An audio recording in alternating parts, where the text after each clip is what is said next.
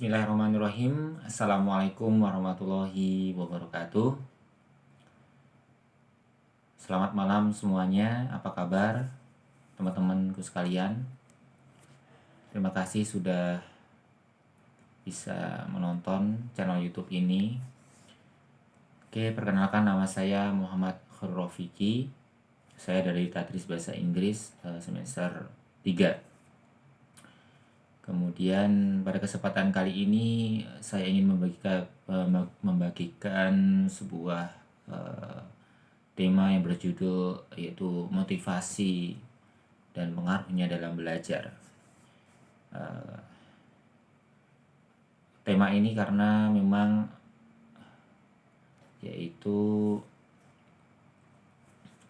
ujian akhir semester, yaitu di perkuliahan, yaitu terkait tentang pelajaran mata kuliah psikologi pendidikan. Sebelumnya saya ucapkan terima kasih banyak kepada Mim Desi yang telah memberikan waktu kepada saya guna untuk memberikan ruang adanya yaitu gunanya UAS ini untuk berbagi ilmu, kemudian bisa speaking, melatih berbicara. Terima kasih sebelumnya kepada Mim Desi. Kemudian terkait ujian akhir semester ini, yaitu dengan tema motivasi belajar dan pengaruhnya. Baik teman-temanku sekalian, siapkan jajan dan snack ya, karena 5 menit ke depan itu insya Allah akan asik sekali. Insya Allah tapi ya. Oke, langsung saja. Apa sih itu motivasi? Yaitu definisi motivasi ya. Definisi motivasi itu adalah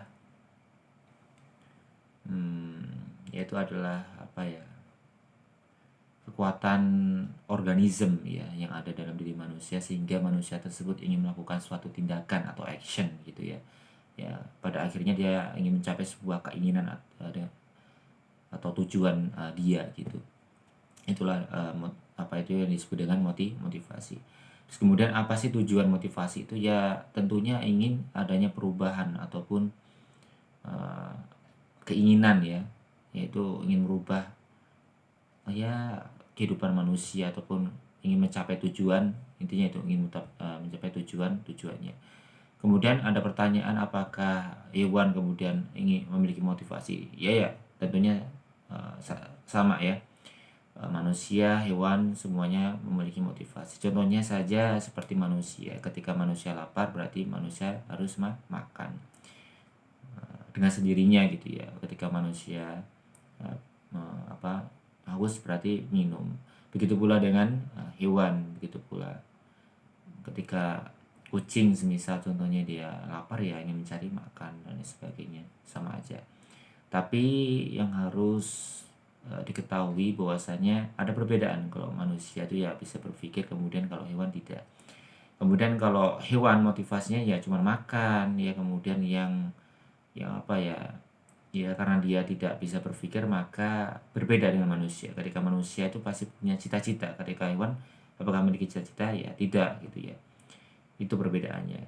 Makanya kemodernisasian ini itu timbul adanya motivasi, adanya harapan, adanya cita-cita yang kita rasakan saat ini ya.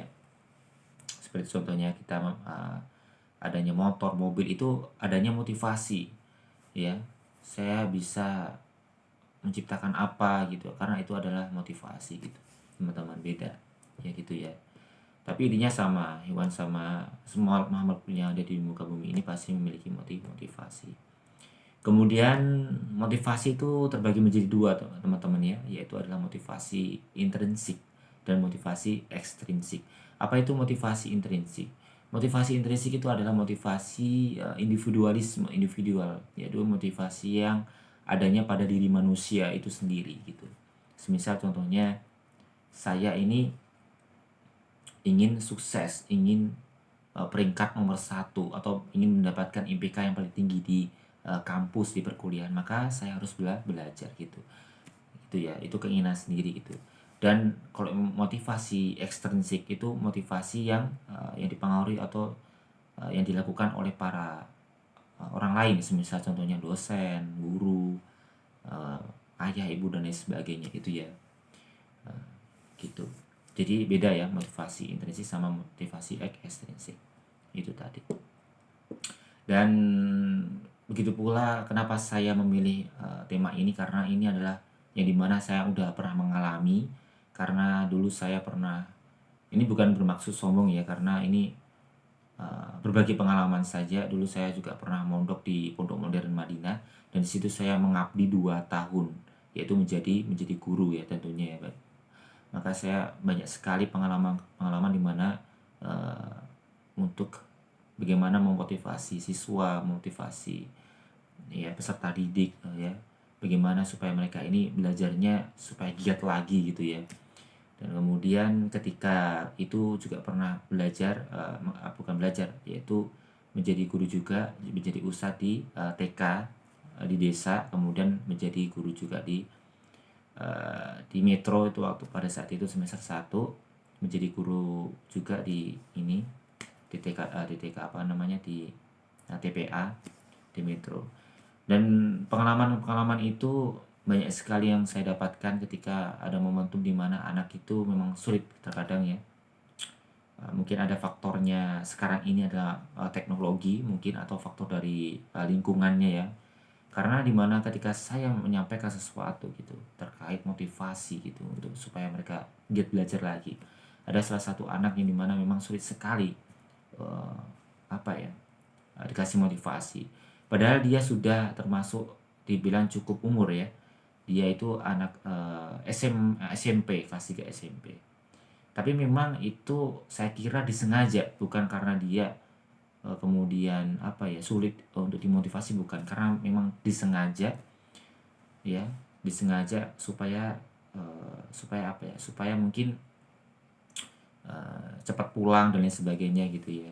Nah itu, dan itu tadi adalah pengalaman sedikit cerita ya, untuk supaya ke depan ya teman-teman bisa belajar gitu. Bahkan belajar itu bukan dari buku doang, belajar bisa dari pengalaman orang lain gitu ya.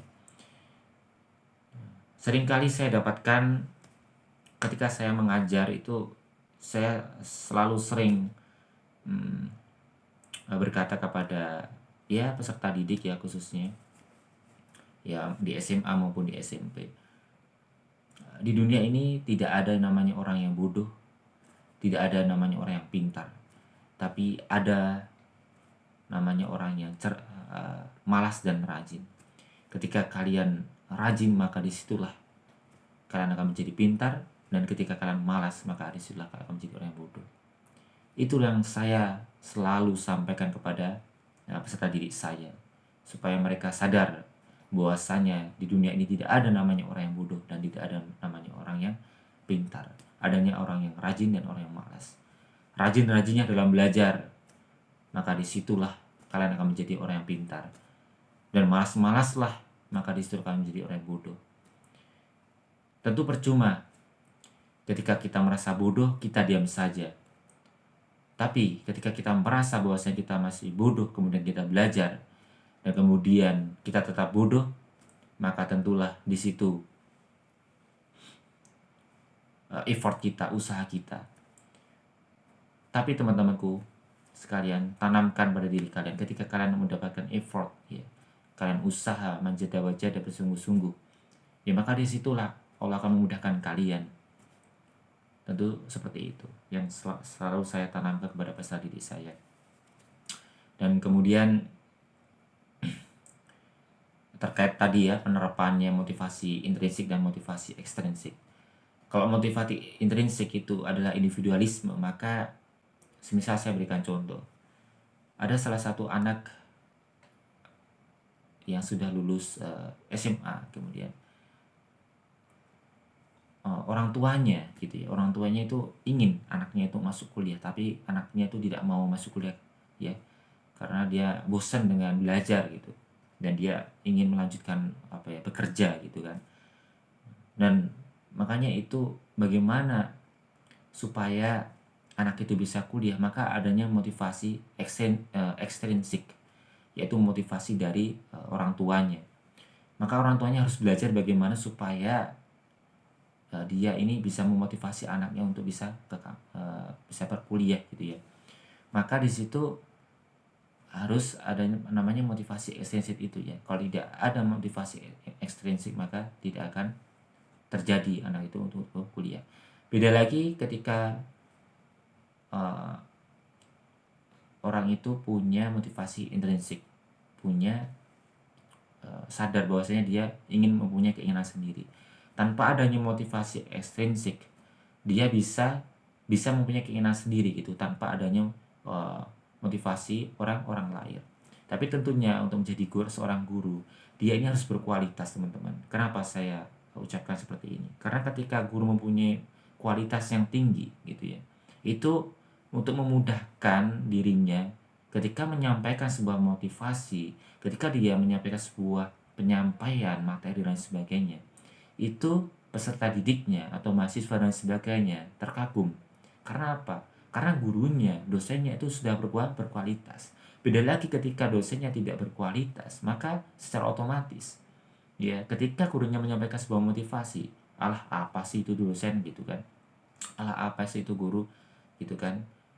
Nah, makanya itu tentunya kita harus sadar diri ketika untuk menjadi seorang guru. Makanya untuk kita sebagai mahasiswa sekarang ini mencari ilmu sebanyak mungkin supaya kita ke depan ketika kita menjadi seorang guru kita sudah berkualitas. Itu teman-teman.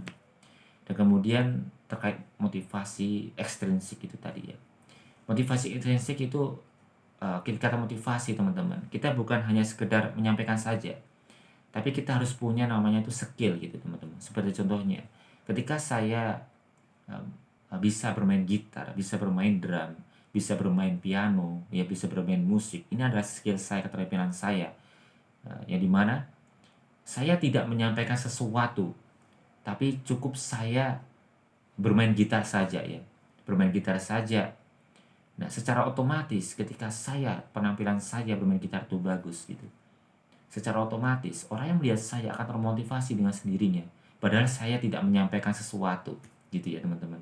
Itu bedanya. Jadi motivasi itu bukan hanya sekedar penyampaian saja, tapi bisa melalui tindakan gitu ya, melalui action gitu. Seperti contohnya ketika dulu saya di pondok itu saya bermain gitar gitu kan, karena itu adalah hobi saya. Dan kemudian saya tidak tahu gitu ya, tiba-tiba ada salah satu santri itu datang, kemudian Ustaz, minta tolong Ustaz. Dan itu bukan hanya satu santri saja, banyak sekali santri yang datang kepada saya, minta tolong Ustaz ajarin saya bermain gitar gitu kan. Nah, berarti itu dimana saya tidak menyampaikan sesuatu apapun gitu loh. Dan tadinya anak itu gitu tiba-tiba langsung datang. Mungkin sebelumnya dia tidak mempunyai motivasi intrinsik ya, karena adanya motivasi ekstrinsik tadi gitu kan. Karena dia melihat sesuatu orang yang bisa bermain gitar, dia langsung mempunyai motivasi intrinsik itu timbul, loh aku ingin loh seperti Ustadz itu gitu. Ya udah, dia akhirnya punya motivasi intrinsik melalui motivasi ekstrinsik gitu ya. Jadi intinya motivasi intrinsik dan motivasi ekstrinsik ini tidak bisa terpisahkan. Itu teman-teman, harus saling berkaitan. Kemudian mana yang paling unggul teman-teman? Ya, yang paling unggul ada yaitu motivasi intrinsik. Kenapa? Karena setiap manusia tuh harus mempunyai keinginan.